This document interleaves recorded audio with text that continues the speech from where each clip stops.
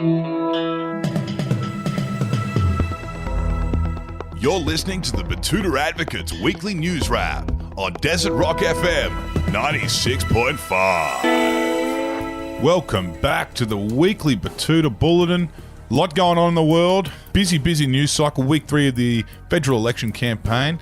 And our newsroom are going down like flies to not only the COVID-19 virus, but also this new thing getting around called a flu, which we haven't had to worry about for a couple of years. But yeah, everyone's back out, touching each other, licking doorknobs, whatever else.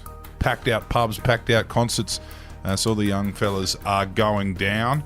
Today it's just us, the old dogs, myself, Clancy, Overell, and Errol Parker. How are you, Errol? I'm all right, mate. Look, if I was a gambling man, which I am, I'm willing to put $100 on the fact that you brought back this exotic new strain of flu from Sydney when you were down there for the PWA Royal Rumble. Yeah, that's a big chance. There were a lot of, I would say, immunocompromised people in that audience, rather husky gents who looked like they might have had raw and honest opinions about vaccinations. Your people, Errol.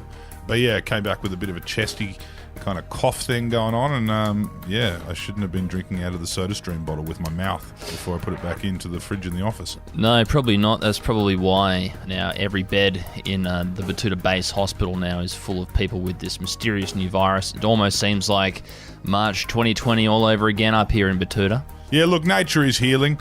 It's good to know that post COVID-19, people actually now stay home when they're feeling sick. Once upon a time, you just march through, but we've reconditioned ourselves to actually not share the virus. Of course, that excludes myself, who brought it back with me from Sydney. Now, quickly, before we launch into this show, you may have been listening to our new Decode series, which is aimed at breaking down the world of politics using language you can understand, and of course, covering an in-depth analysis of the 2022 federal election campaign. And if you haven't, obviously we recommend you get around it for some alternate coverage of this election. And as part of this series, we will be going live on Reddit each Tuesday for the next month to talk through everything that's been happening on the campaign trail. That'll be at 6 p.m. starting this Tuesday. Yes, it'll be a Reddit talk, I'm told, which will feature a live Q&A section with all sorts of left field and right field and potentially depraved questions from the audience. So it should be a bit of fun, and we hope you can join us at 6 p.m. on Tuesday, every Tuesday, until Australians head to the ballots. Stay tuned to our socials for more on that. But let's get into this week's news stories.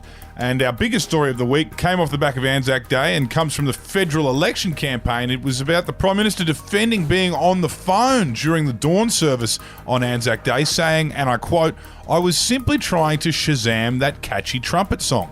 Yeah, and there was plenty of political noise on Anzac Day. Peter Dutton was trying to claim that, we're in the 30s again and facing a repeat of World War II in what was a weird pitch to get voters to support him. But it was the Prime Minister who stole the show by playing on his phone during the dawn service. Which, as you should know, is quite a sacred ceremony and not one where you should be, fucking around on Candy Crush. But Scotty has hit back at claims he was playing iPhone games, insisting he was actually trying to Shazam the quirky trumpet song that they were playing at the back end of the ceremony. He hadn't actually heard it before. Morrison thought at the start it was that catchy intro from Hello Hello by the Cat Empire, but he actually wanted to see what this tune was so he could learn it on the uke. So he tried to use that fancy app which tells you what song's being played. And he did. And the last post was added to his playlist. And moving on to another federal election-related story, but one with a local twist. The headline on that one reads, "Things will be a lot worse under Labor, says man who's now living on credit cards and loans from daddy." You spoke to this upstanding young citizen, Errol. Tell us what he was on about. So his name was William John Taylor. Double-barreled first name, double-barreled last name. For anyone who's confused, he might have 4 dads, who knows. Anyway, he's a full-time live-at-home son from our town's leafiest enclave of Betoota Grove, and he's been parroting his dad's opinions to anyone who'll listen. Yes, despite him living off his old man like an overgrown remora fish for the past decade, William John Taylor is absolutely certain that life for ordinary working Australians will be much worse under a Labor government. And why does he say that, Errol? Well, Clancy says, quote, "Interest rates, inflation, tax, they'll all go up. Unemployment will be bad. On top of that, they want to introduce more taxes on hard-working Australians, like my dad, which will trickle down and harm his employees because Dad won't be able to pay them properly. He then asked me to join his old man in investing in his latest startup idea, which I think was something to do with pets and Ethereum, something like that. Oh, so cryptocurrency in the pet world. That's interesting. Leaving the world of politics now and some hard-hitting news from the city, a bloke who started the Bucks party as the groom's weirdo workmate has finished the weekend as the MVP. Might be a familiar tale to plenty of blokes out there. A local outsider has this week returned home from the Gold Coast as the legend of the Bucks party, a group of men he'd never met before. After starting the weekend at very poor odds, Kieran James, 29, was initially identified as the nameless workmate that had grown close to the Buck as his closest mate in Melbourne. However, after 48 depraved hours, his status changed dramatically.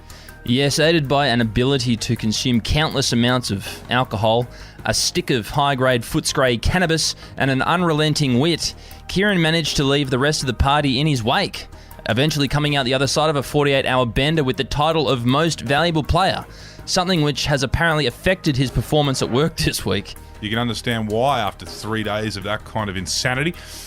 Finishing up, and we've got a story that will cheer up the renters out there. A local landlord has let out a defeated sigh today as a bond-ruining scratch on the floor turned out to be nothing more than a dust bunny. Devastating news, Clancy, for Betoota Grove's Gwendolyn Hopkins, the owner of a swathe of investment properties that had to come to terms with the fact that she might actually have to give her tenants their bond back. Yes, described as a renter's tax, Gwendolyn says she avoids paying a bond back at all costs, and most of the time she's successful in doing that. However, this time around, with tenants moving out, she was unable to find anything she could use as an excuse. Initially, she let out a shrill shriek of excitement when seeing photos of the scratch, but was then hit with a sledgehammer blow of reality when she realised it was just a bit of dust on the floor that had been left behind by the removalists. Yes, very sad indeed, and I believe that brings us to the end of this weekly news bulletin. I hope you've enjoyed just me and Clancy doing this. I hope we don't have to do any more of this like it's 2017 all over again. But hopefully next week, old Wendell and Effie will be back on deck with their newly minted immune systems back on track. Yeah, here's hoping. Anyway, that's enough from us. Thanks for joining us. Hooroo. Ciao.